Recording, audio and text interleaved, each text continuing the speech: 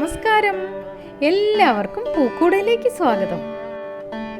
ഈ പൂവ് നിങ്ങളൊക്കെ കണ്ടിട്ടുണ്ടാവുമല്ലോ അല്ലേ? വേലിപ്പടർപ്പിലും മതിൽക്കെട്ടുകളിലുമൊക്കെ പടർന്ന് വളരുന്ന എപ്പോഴും പൂക്കൾ ഉണ്ടാകുന്ന ഒരു ചെടിയാണിത്. പല നാട്ടിലും ഇത് പല പേരുകളിൽ അറിയപ്പെടും. നമ്മുടെ നാട്ടിൽ ഇതിനെ ഏഴിനമുല്ല എന്നാണ് പറയാറ്. ചില സ്ഥലങ്ങളിൽ യശോദപ്പൂവെന്നാണ് അറിയപ്പെടുന്നത്. നിങ്ങളുടെ നാട്ടിൽ എന്ത് പേരിലാണ് അറിയപ്പെടുന്നതെന്ന് എല്ലാവരും കമന്റ് ചെയ്യണേ.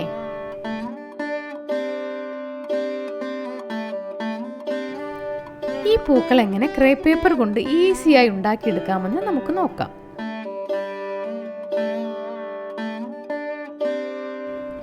അതിനായി 2 നിറത്തിലുള്ള ക്രേപ്പ് പേപ്പറുകളാണ് ഞാനിവിടെ എടുത്തിട്ടുള്ളത്, പിങ്കും ലൈറ്റ് ഗ്രീനും.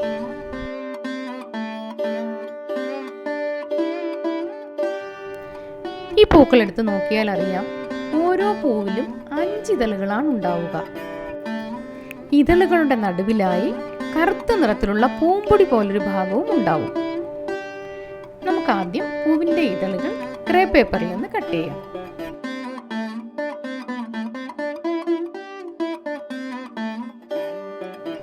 ഇതുപോലെ ചെറിയൊരു പീസ് മുറിച്ചെടുത്തതിന് ശേഷം ചെറിയ ചെറിയ ഇതളുകൾ ഇതിൽ നിന്ന് കട്ട് ചെയ്തെടുക്കാം.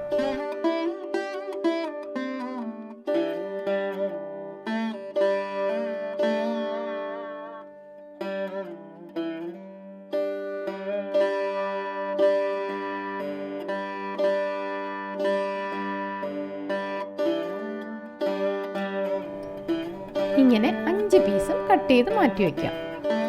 ഇനി പൂവിന്റെ മധ്യഭാഗത്തുള്ള പൂമ്പൊടിയും അല്ലിയും നമുക്ക് ഉണ്ടാക്കിയെടുക്കാം.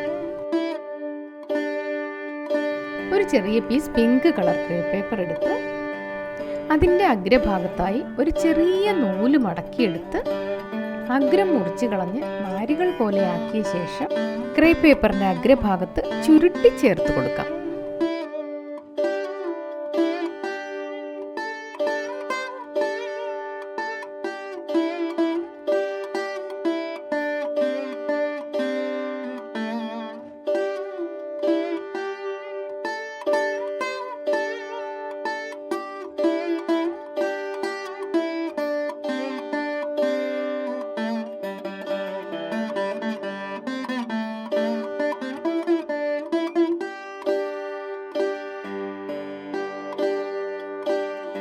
ഈ നൂലിന്റെ അറ്റത്ത് നമുക്ക് കറുത്ത പൂമ്പൊടി ഒട്ടിച്ചു കൊടുക്കാം.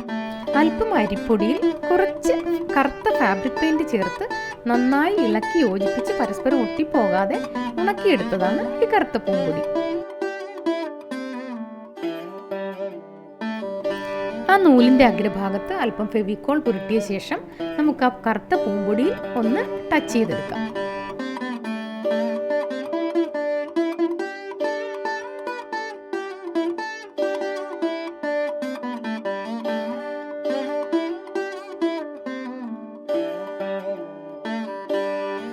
നേരത്തെ കട്ട് ചെയ്ത് വെച്ച ഇതളുകൾ ഓരോന്നും ഇതുപോലെ പുറത്തേക്കൊന്ന് വളച്ചെടുക്കാം.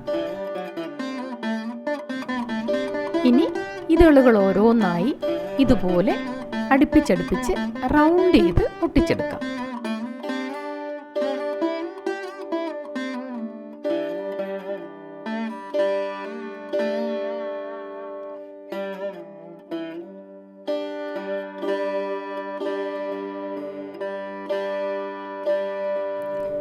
ഇതളുകളും ഒട്ടിച്ചെടുത്തു.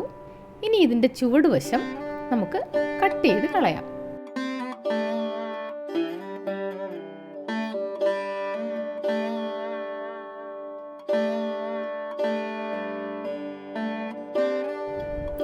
ഇനി ഇതിൽ ലൈറ്റ് ഗ്രീൻ ക്രേപ്പ് പേപ്പർ ഒട്ടിച്ച് തണ്ടിന്റെ ഷേപ്പ് ആക്കി എടുക്കാം. ആവശ്യമുള്ള നീളത്തിൽ ക്രേപ്പ് പേപ്പർ മുറിച്ചെടുത്ത് അതിന്റെ അറ്റത്ത് കാലിക്സ് കട്ട് ചെയ്തെടുത്ത ശേഷം പൂവിന്റെ പുറകിൽ ഒട്ടിച്ചു കൊടുക്കാം.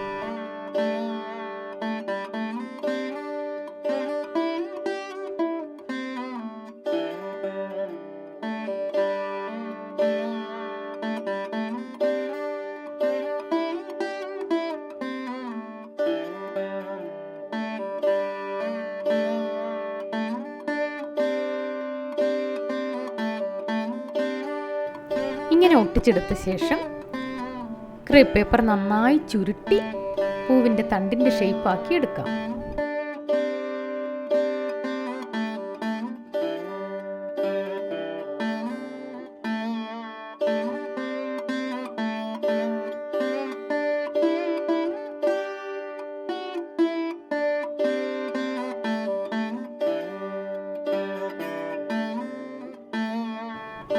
ഇങ്ങനെ ആവശ്യമുള്ള അത്രയും പൂക്കൾ നമുക്ക് ഉണ്ടാക്കിയെടുക്കാം.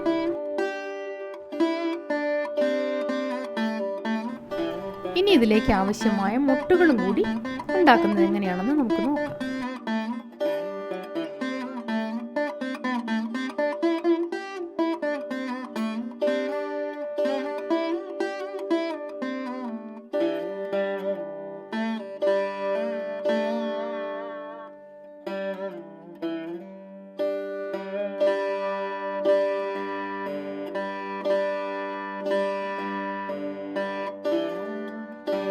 മുട്ടുകളും ഉണ്ടാക്കി കഴിഞ്ഞു. ഇനി ഗ്രീൻ ക്രേപ്പ് പേപ്പറിൽ നിന്ന് നമുക്ക് ഇലകൾ കൂടി കട്ട് ചെയ്തെടുക്കാം.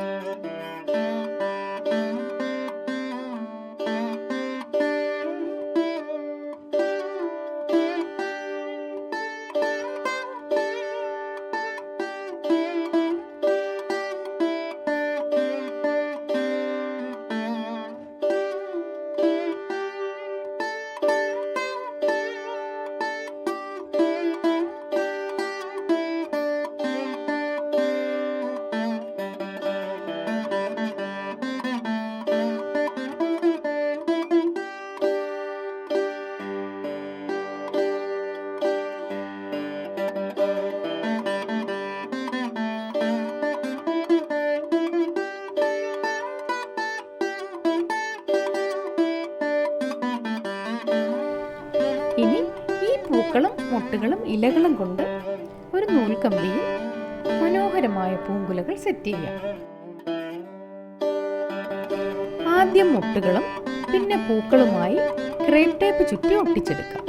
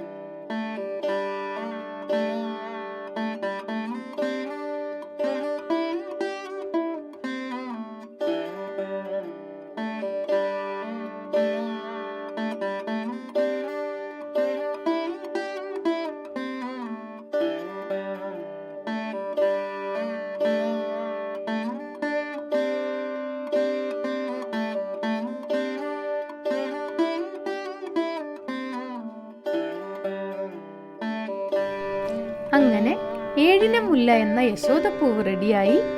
ഇതിലും മനോഹരമായ മറ്റൊരു പൂവുമായി ഞങ്ങൾ ഇനിയും വരും. അതുവരേക്കും ബൈ.